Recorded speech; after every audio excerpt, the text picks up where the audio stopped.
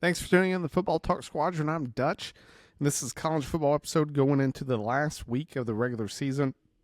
That actually matters. Sorry, Army, Navy, and every other game that happens, but this is the granddaddy of them all going into Thanksgiving weekend. It's the rivalry week. We're going to see the best games happen, and really this year, I mean, when you get down to it, this has been one of the better, in my opinion, years with the 12-team playoff and really playoffs in general, that all these games really matter. They have a lot of implications going forward, and we'll get to see some great football out of it. Games start on Friday. Right now it is Tuesday, November 25th, and I was going to try to wait for the basketball game to get over so they could show the rankings. In my opinion, the rankings really don't matter that much. We'll see how much Oregon possibly jumps after beating USC.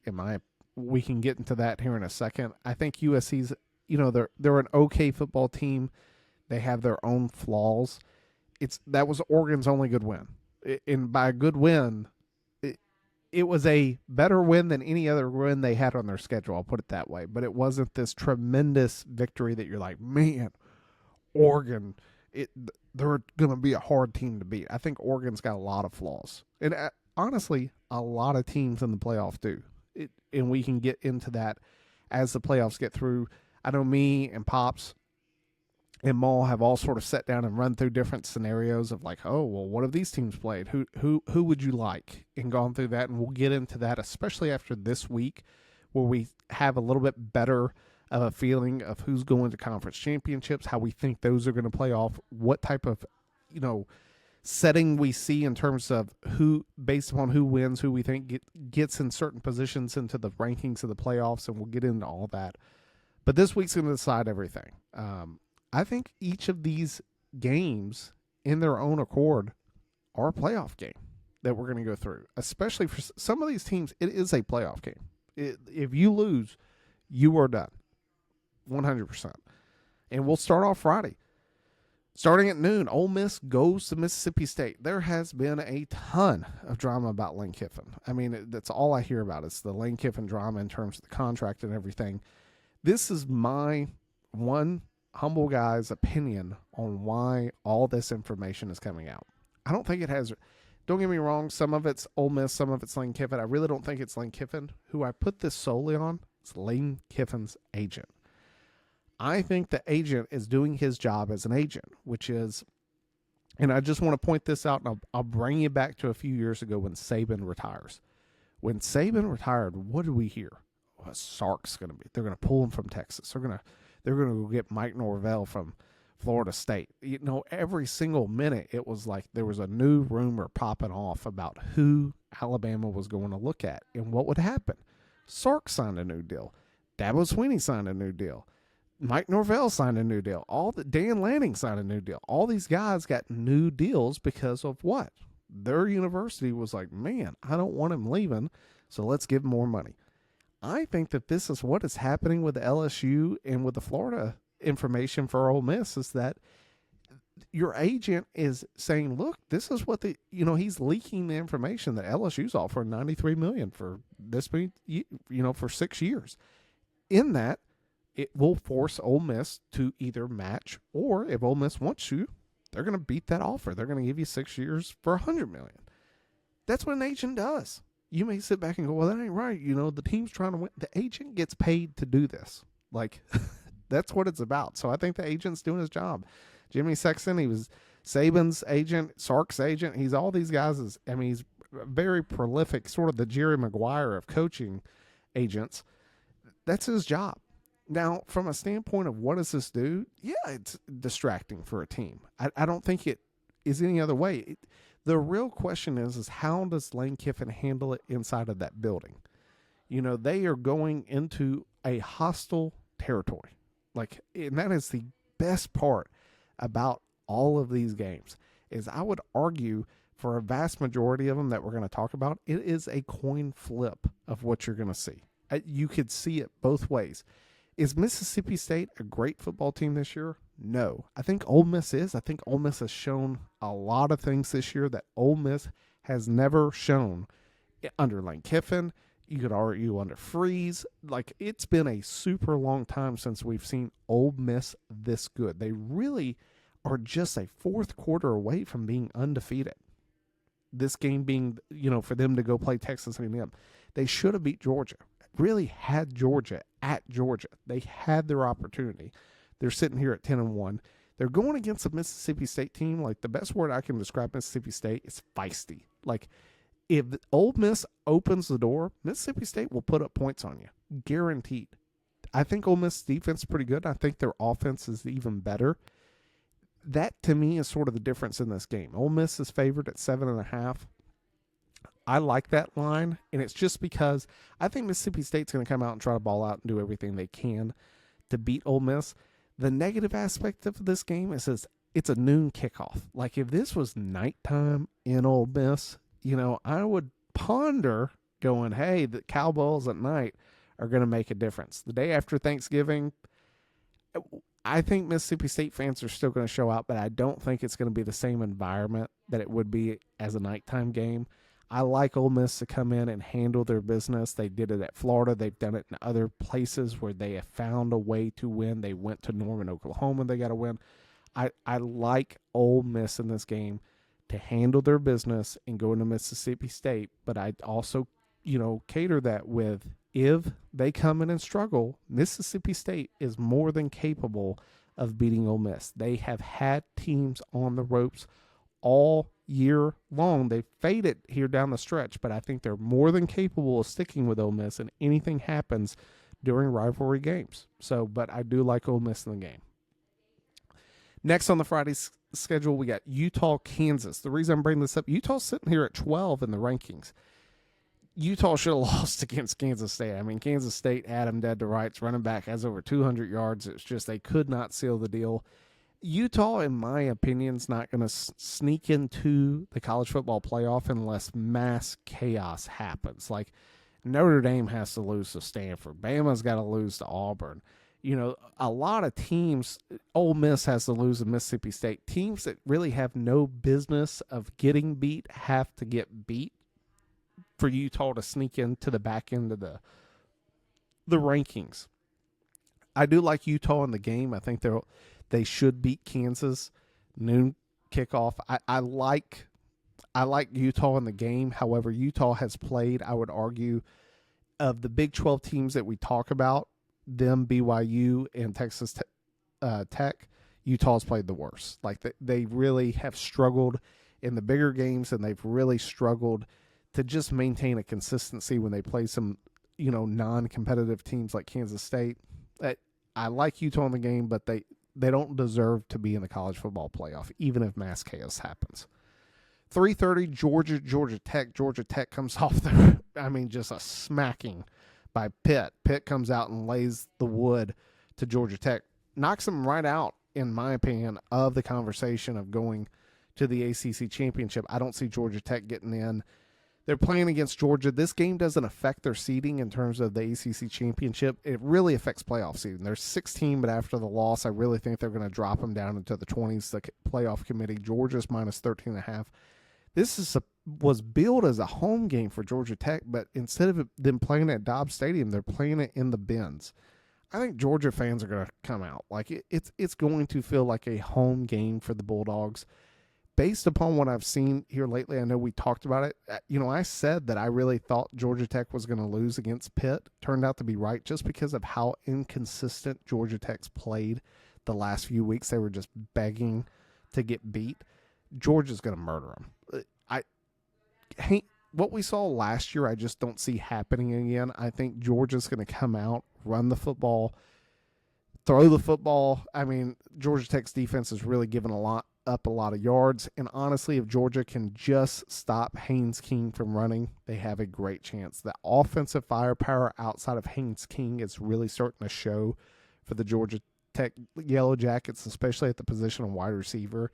They just don't have the guys to stretch the field vertically, and that's why I like Georgia in the game. That evening, Purdue gets a home game against Indiana. Indiana's minus 28.5. Whether or not they cover or not, I don't know. I would tend to say they don't, just because at this point when they get up, I can sort of see them go, hey, let's make sure our starters are healthy for the Big Ten championship. They're going to beat Purdue.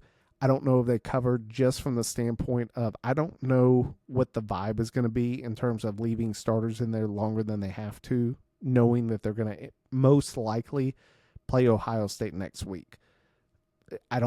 That's not a game that I really want to, flirt with. So in terms of the spread, but give me Indiana on the money line for sure.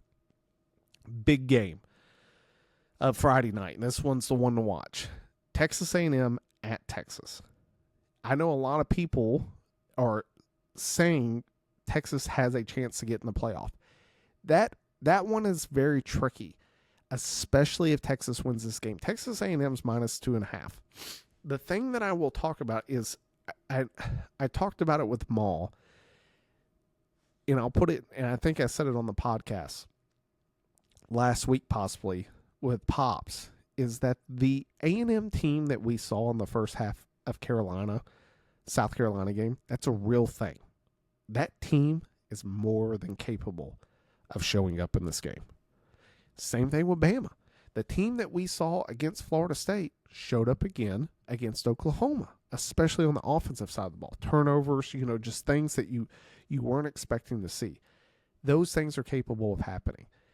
Now, on the opposite side for Texas, you sit back and you go, well, Texas has looked like dog water against Ohio State, against Kentucky, against Mississippi State early. They ended up coming back and finding a way to win the Kentucky and Mississippi State game, but Texas has had its own struggles. However, I think that this is going to be the best defense that Texas A&M has faced all year long. Me and Pops brought it up last week. Texas A&M has not beat an SEC team that has a winning record in the SEC. They have played all bottom-tier teams. If they had been in that same position against South Carolina as they were, say, against Texas, Texas wins that game. Hands down. Like, Texas does not, let up that many points in the second half, nor do they have the inability to score. This one's tough, and it comes down to me to Arch Manning. I think Arch has thrown the ball very, very well the last few weeks, even against the Bulldogs. Like, he was hitting he was putting it on a dime that guys just weren't catching the football. Those are the type of mistakes that if you just sit back and it's like, if Texas can come in focused, I think that they are more than capable of beating the Aggies. Like, I have this sneaky suspicion that the Aggies are the most overrated team in college football, just because we really haven't seen them test it. Yes, they beat Notre Dame at Notre Dame. Early in the season, took a last-second touchdown. They still gave up 40 points to Notre Dame. 40 points. Call me crazy.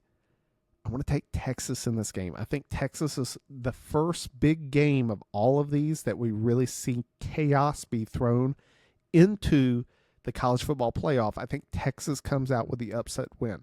I'm going to talk about that here at the end of the episode, of sort of how I think that is going to work in terms of the committee and where that sort of leaves some teams in terms of, can Texas sneak into the playoffs?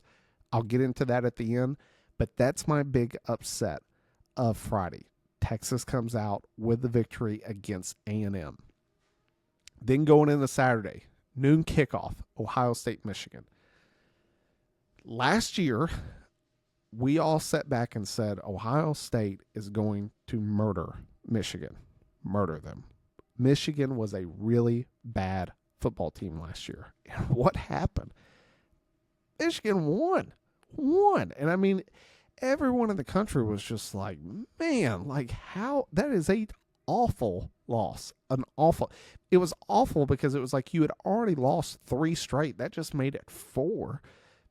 And you knew they were bad. It was like Ohio State couldn't figure out the offensive game plan. They couldn't turned the ball over. It was just an ugly game for Ohio State, and Michigan was able to come out with the victory. Ohio State's a 9.5-point favorite. Maul has said this multiple times, and I really agree with him. Ohio State, of all the teams right now that are favored to get into the college football playoff, they have played the most consistent week in and week out. Every single week, they have handled their business, and they have continued to win. Going into this game, it is a rivalry game. There was a lot of emotions. I think it's going to be a very big test for their defense against the run. The question I'm going to have for Michigan is, running back health for them is hurting. Is how does that look in terms of the game against, Ohio State? Taking a look, I'm just looking at some guys that were hurt. Haynes is hurt. They also have their tight end, Max Brenson, that's hurt. You sit back and you sort of look at some of those guys of how this is going to play for Michigan. I would love to, don't get me wrong, there's no one who would love to see Ohio State lose more than me. I would love to pick Michigan in this game. It's at Michigan. The issue I have with it is that Michigan's inconsistencies on offense, I think, is going to bite them in this game. I think that what Ohio State's going to do is they're just going to say, look, we're not letting you beat us running the football. If Bryce Underwood has just a Heisman type of he's not winning the Heisman, I'm just saying if he has that type of game that just, my man's just throwing dimes all over the field, making the plays, avoiding sacks, doing everything he can, and that's what it's going to take to beat Ohio State. And then on the opposite side, you got to get to Justin Sane. We have yet to see a team really get pressure on Ohio State's quarterback all year. If Michigan wants an opportunity in the game, that's what they're going to have to do. That being said, I'm taking Ohio State in the game. I don't see Michigan being able to keep up with the consistency of Ohio State so far this year. Give me Ohio State. Next game, Texas A&M, West Virginia. Texas A&M's minus 24.5-point favorites. Outside of Ohio State, I know Texas Tech has a loss. Texas Tech's played phenomenal football here lately. They really look good offensively. They have made teams pay. I sit back, I look at this game. I don't see West Virginia coming out with a victory. I like Texas A&M to win. I sort of say it the exact same way about the Indiana game in terms of Texas Tech with a spread. I don't know what you're going to see in terms of Texas Tech in terms of starters in the second half if they're up. They go into the half up 21 points. You may see the starters for the first drive or two in the third quarter, and then I think you're going to see a lot of subs. Why? They know who they're going to end up playing in. Certain reality, it's going to be BYU. So Texas Tech is going to have a rematch. They're going to be trying to rest some players. They don't want to have an injury that's going to cost them a chance to go to the playoffs, compete for a national championship unnecessarily when you're winning. Give me Texas Tech in the game. The line, I wouldn't put money on it. Next noon kickoff game, big one. Miami-Pitt. Pitt's in the driver's seat, beating Miami to go to the ACC championship. Pitt is currently unranked. Now going in, we have not had the rankings released. I've got ESPN up in the background watching to see, based upon when this game gets over, if we're going to see what the rankings are to sort of see what they do with Pitt after the blowout win they have against Georgia Tech. But from a standpoint of this game, Pitt wins. Pitt's going to the ACC championship. Pitt wins the ACC championship. Doesn't matter where they're ranked. They're getting into the college football playoff. ACC divisional champ winner. Miami has a chance to really help themselves, not in terms of I don't see Miami making the ACC. I haven't looked completely at all the different scenarios. I would argue it's a low chance for Miami to go. There's still a possibility, but really what Miami's doing is Miami is trying to give the committee something to think about. If they can beat Pitt, knock Pitt out at Pittsburgh for them and finish the season 10-2, you're pretty much looking at the committee going, hey, yes, we have two losses that look bad. But at the end of the week, guess what? We beat Notre Dame. And if SMU who is my favorite to go and win the ACC. If SMU ends up winning, then at least Miami can say that one of the teams that we lost to is the ACC champ. That's the type of resume that you want, but they have to handle their business against Pittsburgh. I think Pittsburgh came off a very good and emotional win against Georgia Tech. The issue is, as I've talked about, I think Georgia Tech had been begging for a loss there for a while, and that they ended up finding one playing Pitt at home. In Georgia Tech, lose like you did for Pitt against Pitt. Hard win or hard loss for Georgia Tech. I think it's going to overinflate Pittsburgh. I really think Miami comes in and handles their business. I like Miami in the game. Spread 6.5. I think it's going to be closer than that, but give me Miami in the game. Next big game of relevance. Central Florida goes to BYU. BYU's 17.5 point favorites. In years past, I would say, look, this is sort of a trap game. I can see Central Florida coming out and, making it competitive. I don't see that this game. BYU, I think the best way I can describe them is exactly how Saban described them. They are the most fundamentally sound team in the playoff rankings right now. They play very fundamental football. They are beatable. Texas Tech showed it. Like, if you can stop the run and you can just, it's sort of like playing the option. If you can just be disciplined, you can shut down the option. But the second you're not disciplined, they are going to make you pay. That is BYU in a nutshell. If you can remain disciplined, you can beat BYU. If you don't, BYU will score every single time. They will make you pay for their mistakes. So from that standpoint, against UCF, give me BYU. It really creates a unique scenario in this that BYU will get the rematch against Texas Tech. BYU wins, they're in the playoff. And then it's like, well, what do you do with Texas Tech? I'll get it at the end of the episode in terms of talking about sort of these scenarios in terms of, do they put both teams that go to the SEC champion or both to a Power 4 championship in? Do they leave one of them out? How does that work? We'll get into it. Next game, Oregon-Washington. The only thing that Oregon has a shot of in this game is for Ohio State to lose. I don't see that. But really for Oregon, it's everything to lose. If they lose to Washington, Oregon will not go to the playoffs. This is a playoff game for Oregon. Washington lost to Wisconsin. Like they were trying to sell Washington as a top 25 team, and they lost to Wisconsin, and they said, well, we're going to shut that down because that's not the truth anymore. I point that out to say that if Washington beats Oregon, Oregon is out of the playoffs. Under no scenario will they be put back in. They will be on the outside looking in. So for Oregon, this is a playoff game. They're 6.5 point favorites.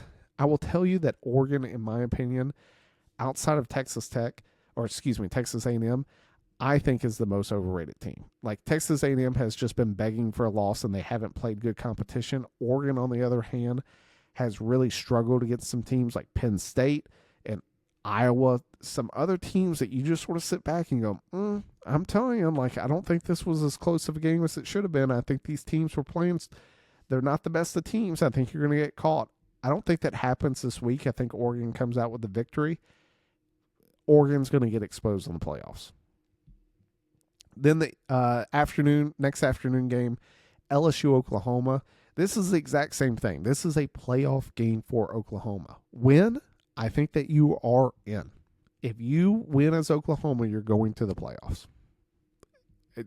You're not going to get bumped from 8 to behind Notre Dame and other teams. We'll see what the college football, playoff committee says. They may float Notre Dame a little higher this week. I get that they won a big 70 points against Syracuse. Syracuse sucks. I'm sorry. Notre Dame, I saw a stat this week. Notre Dame is undefeated against Power 4 teams. They're 8-0. The record of those Power 4 teams is 20-60. They are bad football. They are awful football teams. Then you look at Miami's. Miami has lost 2 games against Power 4, but they're 7-2. Guess what? All of their teams combined, they have like a 60-32 record. Like they're on the opposite end. Like they've played better Power 4 teams for Miami. It's a big debate. I'm on the boat that Miami should be ahead of Notre Dame. You both have equal losses. You're both sitting there 8-2. Miami should be ranked above Notre Dame because they have the head-to-head. It's just like Oklahoma and Bama. They're both 9-2. Oklahoma's put ahead. Why? Oklahoma has the head-to-head. They have the victory. I get Bama didn't play. You can give all these excuses. Don't care. Same thing for Notre Dame. I don't care that it was in Miami. I don't care that it was early in the season. You went there and you got beat. You have the same record. Miami should be ranked ahead of Notre Dame. 3:30 game, and this is where we start getting into this, like, it's a playoff game for one of these teams, not for the other. Vanderbilt, Tennessee. It's a playoff game for Vanderbilt. I think that even if Tennessee beats Vanderbilt, I don't see Tennessee jumping in the rankings high enough to sneak into the playoffs, but Vanderbilt being ranked at 14, I think it opens the door for them to have another top 20, to have a top 25 victory of a caliber team that the playoff committee has ranked. And for Vanderbilt, they need some help. Where does that help come? Comes in the form of, like, can Oregon lose? Can Bama lose? Can some of these other teams, does Oklahoma lose? Like Ole Miss, like, all they need is they just need someone to slip up.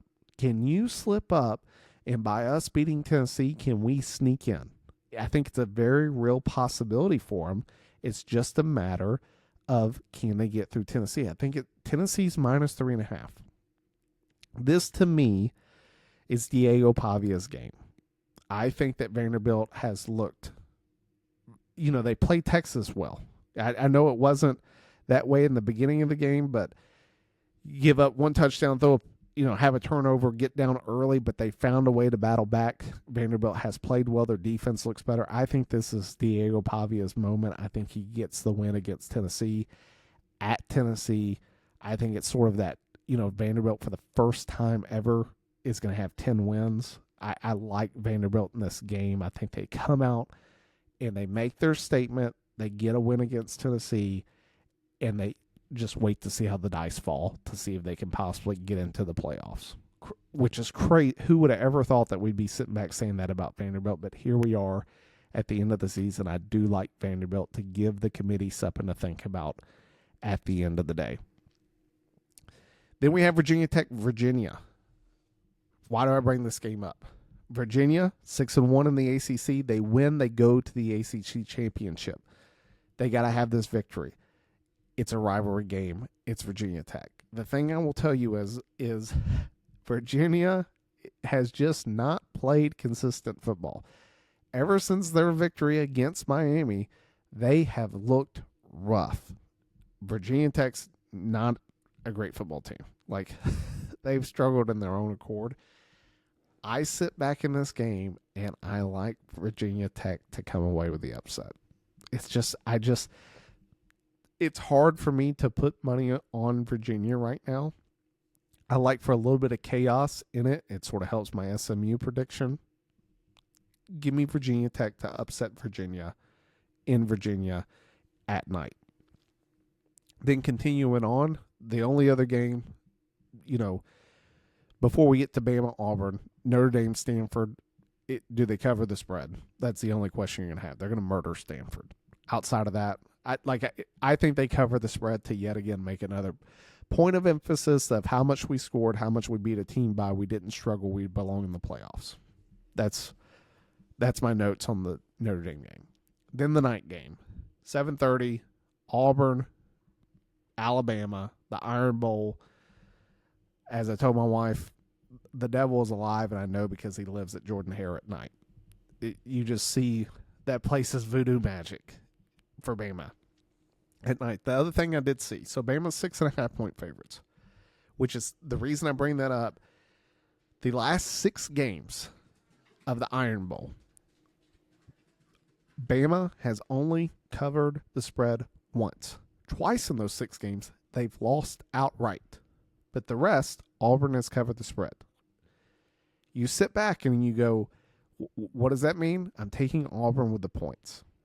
Here is the difficult thing with Bama. I think that Auburn is still the best defense in the SEC. I think they are at the exact same level, if not better, than Oklahoma, and actually they are better than Oklahoma. I think Auburn's offense has found its groove with their new quarterback. That defense is going to shut down any semblance of a run game from Bama, and Bama has not had one. They are going to put all of the pressure on Ty Simpson to throw the football and make plays to win the game. And at the same time, Auburn is going to give Bama fits with a running quarterback.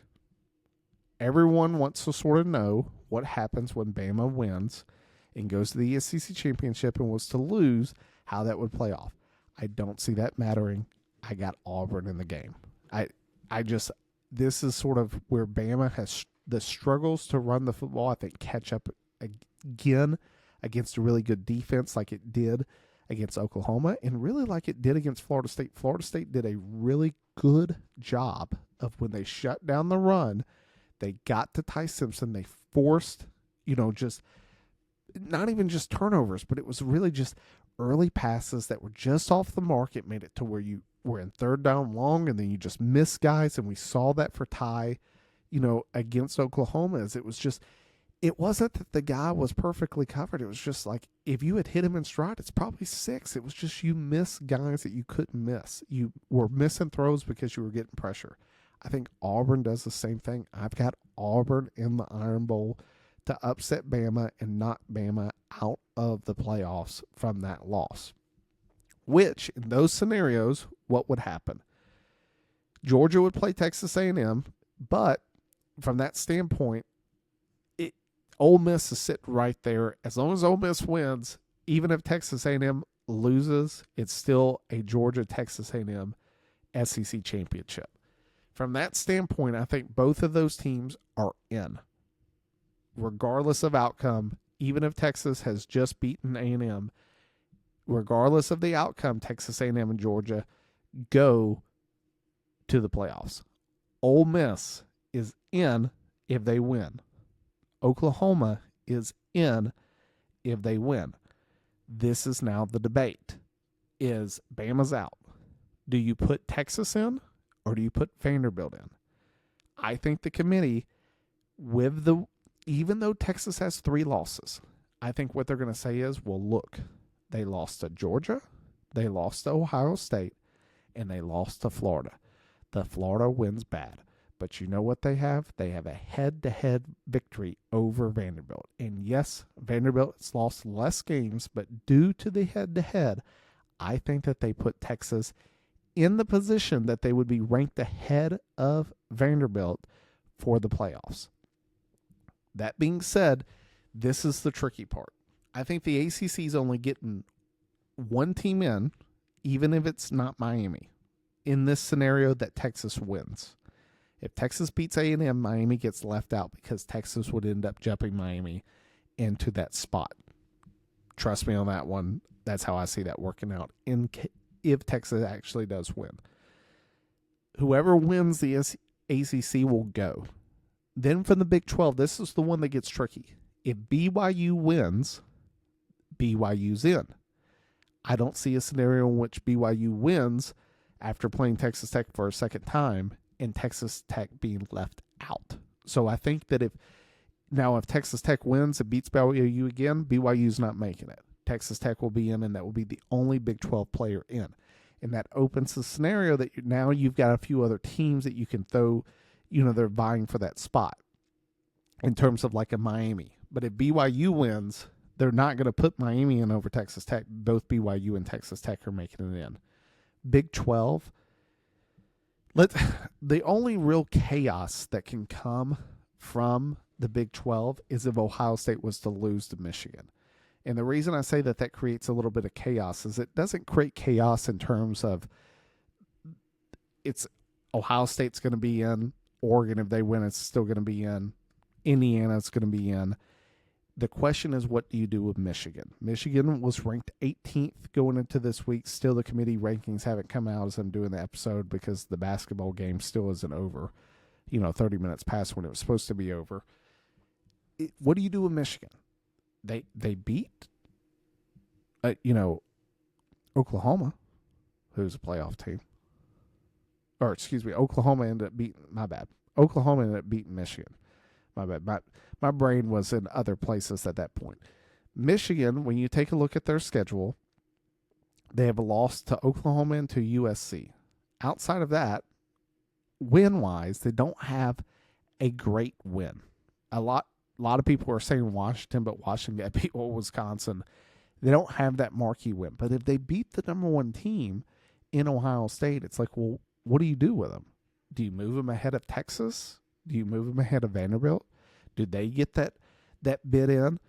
Do you put the fifth SEC team in? Do you put four? Do they become the fourth Big Ten team to go into the playoffs? That's the interesting thing. If Michigan was to come out with a victory, I don't see them coming out with a victory, but this is a scenario that you sort of get into and you go, I can see how that creates a ton of problems for the committee in that scenario. Now, let's say that my prediction doesn't come true with Bama and Auburn. Let's say Bama comes out with a victory. This is the other real unique scenario. If Bama goes to the SEC championship, I would argue that unless Bama just gets slaughtered, Bama's in. Here's why. This is about the conferences.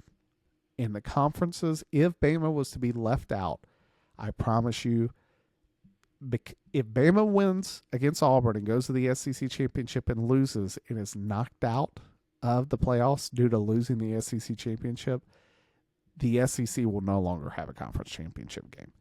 They will do away with that in a matter of, by the time the confetti, the last piece hits the ground, Greg Sankey and them are already going, it's over. Like, we ain't doing this anymore. Why? Because it doesn't benefit the teams anymore. It's being used as a punishment, and meanwhile, you have teams like Oklahoma and Ole Miss who just get to sit at home. And if Texas A&M's the team that they play and say Georgia's sitting back, it's like, well, Bama beat Georgia. We don't know if Georgia would have beat A&M because we didn't have to play them. We did because we beat Georgia. But Georgia gets into the playoffs, and we, by having to play this extra game, are getting punished. This is the problem with outside, like the ACC is that one conference right now that you can sort of sit back and go, I can see how they can say no to either team just based upon play. I would argue that, like, you sort of sit back and you look at BYU and you go, well, why are they being treated different? Why is the Big 12 being treated different? That if BYU was to play Texas Tech again and they lose again, that now BYU's automatically out. For example, that would be like if Georgia had to play Alabama again in the SEC championship and Georgia lost again, that you'd be like, well, Georgia's out. Why? Why is that a difference? Like, why is it that Georgia would be in this scenario still, but BYU, you go, well, they lost twice to Texas Tech, so they don't belong in the playoffs. But somehow Georgia would be and belong. That's the argument. That's that conference bias that Maul talks about all the time. And it's true, because in that scenario, you have to admit that if Georgia lost again, they're still into the playoffs. If BYU loses to Texas Tech again, they're out of the playoffs. Plain simple. So that's the scenario. It will be interesting to see how they do it with the committee rankings. I think that you're for sure locks. Notre Dame's going to be in. Plain simple. Oklahoma, these one-loss teams that are not going to play in the conference championship most likely are in. The real question becomes, you got Vanderbilt, you got Miami, and you have Texas and Michigan. Texas and Michigan are your long shots, but it's because of who they play. Michigan plays the number one team. Texas plays the number 3 team. If they have a victory against those, they have this huge marquee win that is standing out at the end of the day. And guess what? Neither one of those teams is playing in their championship games, even if they beat their respective opponents this week. So they get to just sit and go, look, the last time we played, we beat either the number 1 or number 3 team of the nation. It puts a lot into the committee's lap. Vanderbilt, Miami have the ability to have good wins, but they don't have that like huge outstanding win. So that's where the debate comes of, could Michigan and Texas hop Vanderbilt, Miami into the playoffs provided that win, even though Texas has 3 losses? Could it happen? Absolutely. Absolutely. Does it happen? I don't know. I think a lot of it is going to come down to the games in terms of how does anyone get upset from these one-loss teams that wouldn't even play for a conference championship, and how does that put it in? As I said, Oregon, it's a playoff game. Ole Miss, it's a playoff game. Oklahoma, it's a playoff game. Bama, it's a playoff game. And then for the teams I already mentioned, BYU, Vanderbilt, Miami, Michigan, Texas, it's a playoff game. If you win, there is a very good chance that you're in. If you lose, you are out. There's no way around it. So that wraps up this college football episode. Committee rankings still hasn't come out because the stupid basketball game hasn't finished up. But that's just sort of our thoughts. We will get back to you post the Thanksgiving break and talk about the committee's rankings, especially after Rivalry Week. We'll wait until after next Tuesday for the rankings to come out post this week of games to sort of see how they fluxed and sort of really start to hone in on what we think happens post-conference championships in terms of rankings and how we think that is going to play out. It be a wild time, but looking forward to it. So thanks for tuning in. It's time to pull chalks. We'll see you guys next week.